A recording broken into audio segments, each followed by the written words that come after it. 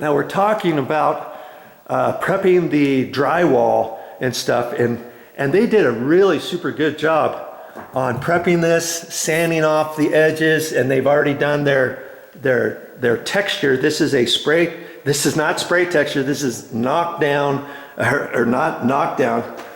It's an imperfect smooth is what they call it, and they have to do it by hand.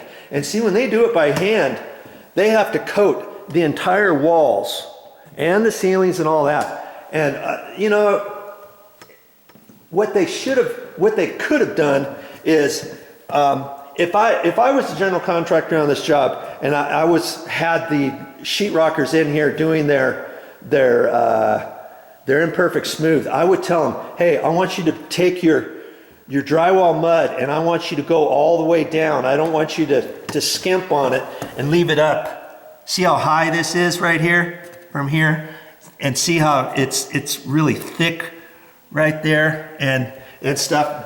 Depending what type of baseboard you put on there, your baseboard might not fit on there nice and flat because you've got your mud. See how thick the mud is right there, but then your baseboard's going to go all the way down or ½ inch up off the floor, depending what they put on here. They put hardwood floors. You don't want your baseboard, depending how thick your baseboard is, how tall it is, what kind of design it is, you don't want that to be wavy back and forth along the wall because your mud wasn't brought down all the way. Okay, that's what I would have to say about that. And the other thing was, I was looking at the crawl hole.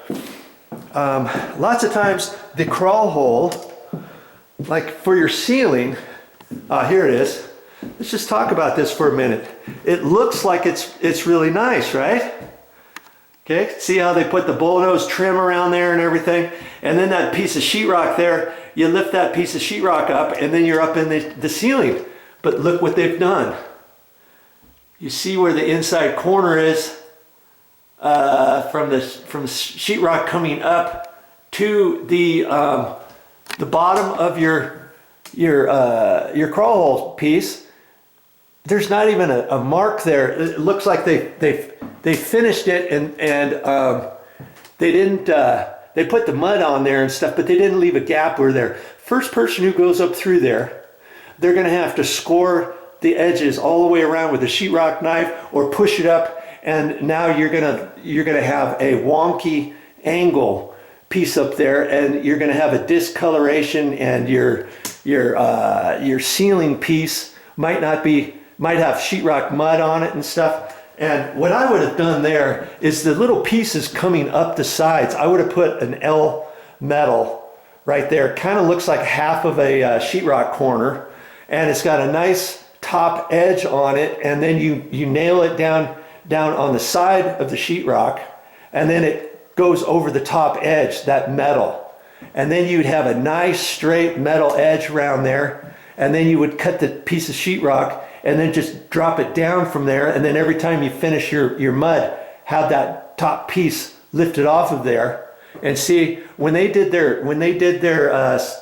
imperfect smooth, I bet you they didn't lift that up. I would have had them lift that up and run the imperfect smooth over the entire piece of sheetrock. Okay, so later, and then set the piece down here, so later on you could put it down after they got all ready.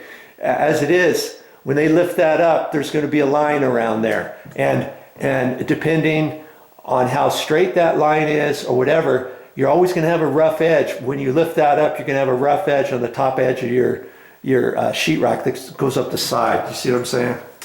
So that's what I would have done differently on that.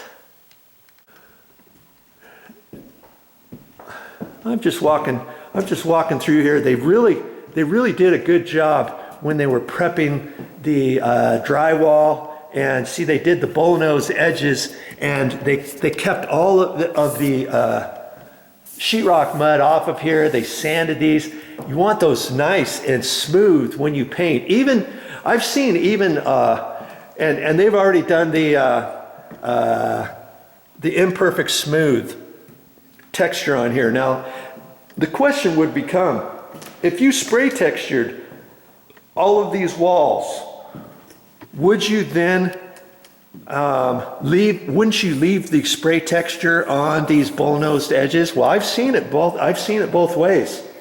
And the one thing is, if you brush up against those, you have a tendency of the spray texture starting to come off right here, okay, in certain areas. So, you know, you talk to different spray texture guys, and one guy may say, oh, you leave your spray texture on there. Another guy might say, well, you're going to leave your spray texture on here, but then you're going to sand these so that that's smooth, so that your spray texture, depending how heavy your spray texture is, if you got a heavy spray texture knockdown, chances are some of your spray texture might not get knocked off of here, and then it shows your metal after you've finished painting. If you do an orange peel or a light spray texture, then maybe you leave it over this edge. I don't know. I mean, you're just going to have to decide on that for yourself.